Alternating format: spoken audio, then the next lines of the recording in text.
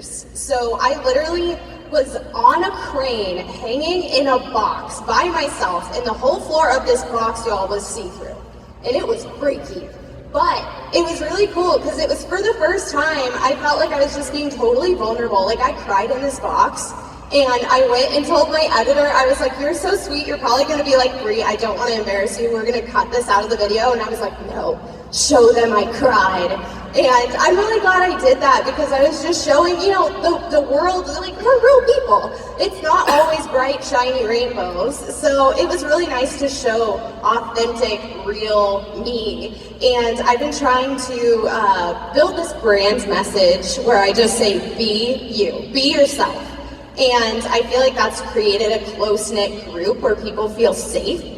And I've just encouraged them to give me their biggest fears in the comments. And through that, I've been trying to face their fears myself so they can learn to be even more brave and just see that things are okay.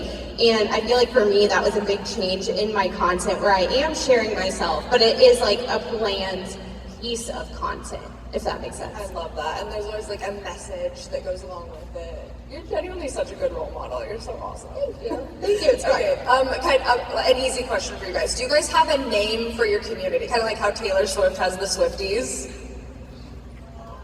Okay, so like we did, but I felt like it wasn't vibing.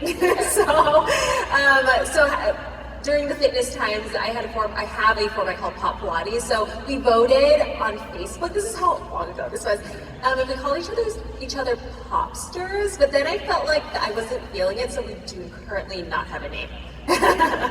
What about you guys? I don't. I don't. Y'all give me suggestions.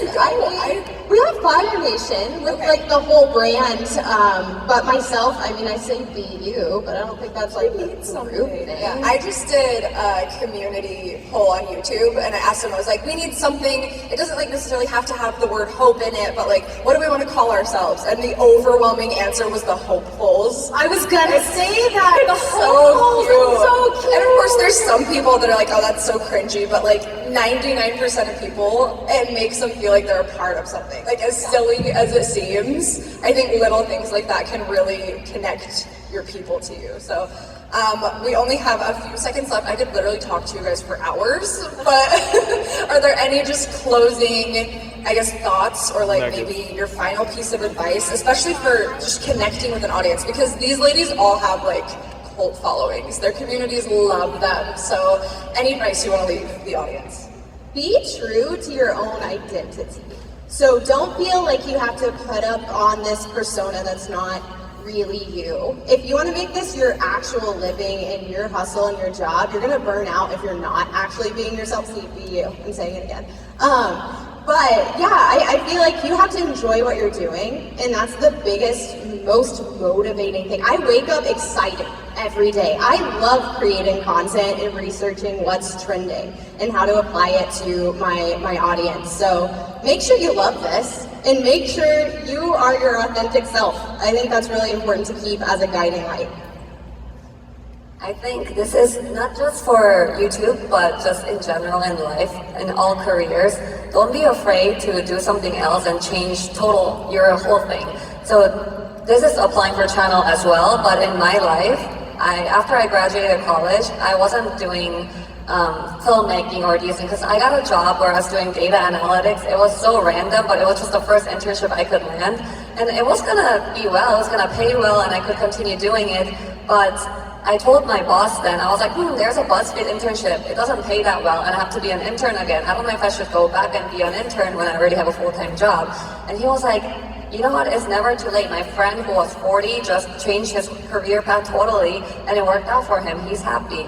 So then I went to BuzzFeed. I became an intern again, which felt like a step backwards, but then I got to where I am now because of that. So I feel like no matter what your age is, just if you have a new passion that you really want to follow and change your career path totally, do it. Because if you like it, like you said, if you're passionate about something, you will do so well in it.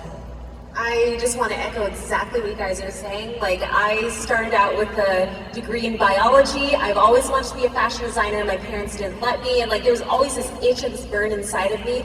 And now I'm doing exactly what I want to do. I want to literally die doing what I'm doing. Like, that's how I feel about this. And if you guys have this thing inside you that's just pulling you, go for it. Do more of what makes you happy, do less of what doesn't, and just see where it takes you. But the heart doesn't lie, but just be smart about it financially as you're getting there.